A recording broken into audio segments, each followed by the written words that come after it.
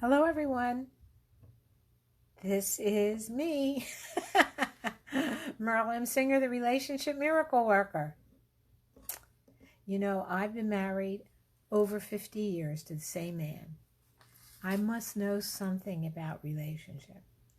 I may not know anything or much about anything else, but I know about relationship.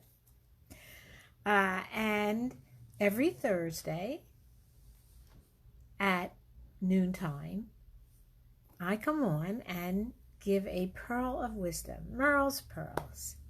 So today we're going to talk about it's a good thing, or is it a good thing? This is my question to you, and maybe you'll answer. And even if you don't answer, if you don't hear me live, answer anyway. I'll come back and read it. Okay. So is it a good thing that today we get married to be happy? Now that sounds kind of obvious, but you know, that's not the way it always was. Before, women had more independence, had more opportunities for jobs, had more ability to take care of themselves on their own. Then people got married because it was convenient, and you know, it was beneficial, it was economically beneficial. Frankly, today it's still economically beneficial. It's just that we have more options. uh, you don't have to be married in order to be able to support yourself and children if you so choose. So now that's a kind of interesting thing. When we talk about perspective and what,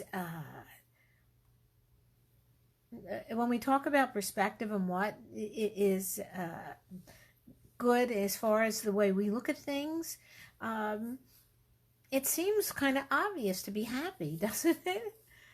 But at a certain point, maybe it was first of all, okay, so this is how you say it. The first thing you have to do is survive. And people that get married for convenience, because it's beneficial economically, those are people that are concerned about surviving.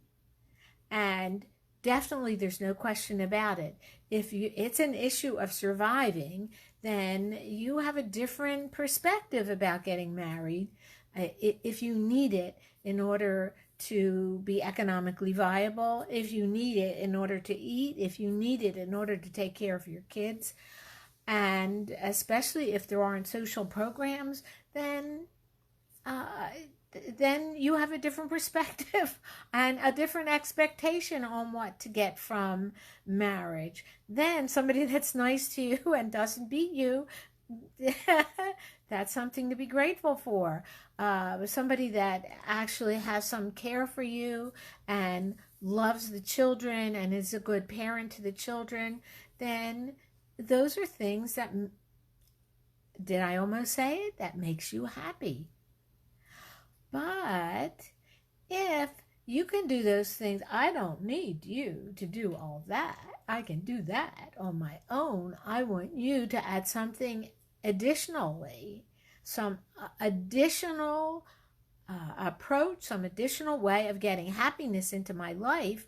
Well, then you get really, then you have a different set of parameters of what to look for when you're looking for a partner.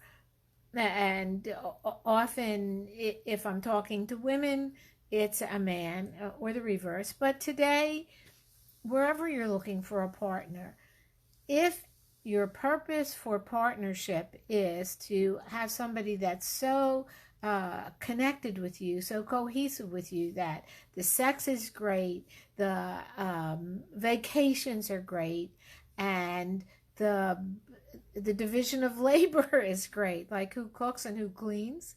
All of those things are things that impact our happiness. And if that's what impacts our happiness, then we look at it in a different way. So I don't know whether to tell you that it's better to look for just complete total happiness. It depends on where you are in your life. It depends on what you need in your life. If you're in a situation where you need help surviving, then you look for someone that has a good job and who has compassion and caring for for you in whatever situation you're in. And then that extra spark maybe is replaced with a lot of gratitude. But if you've got all that going for you, if you're a successful person in your career life, and you have or you don't have children, but you are looking for company, for companionship, a sharing of the things that are important to you, the ability to just share that kind of feeling, those ambitions, those quiet ambitions that you otherwise keep to yourself, then you're looking for love. And fortunately, in today's world, you have a chance of getting it. And of all the interesting things that come up with this whole situation of pandemic and COVID, and how awful it is in so many ways, completely, totally awful. One of the good things is that it has taken the pressure off of dating, because now people are truly doing it online. And when you do it online, like with Zoom or I can't think of any of the others of Google Live or whatever they are, all the different ways that you get online live. When I say live, I mean video. In addition to audio, you have an opportunity to interact on a human level, but almost, it's alive. It's not in person. So because it's not in person, there's less pressure, and you don't have to worry about spilling your coffee or your drink. And so you can kind of relax a little bit and just have a conversation. And if you do that several times, then by the time you meet, you already know each other.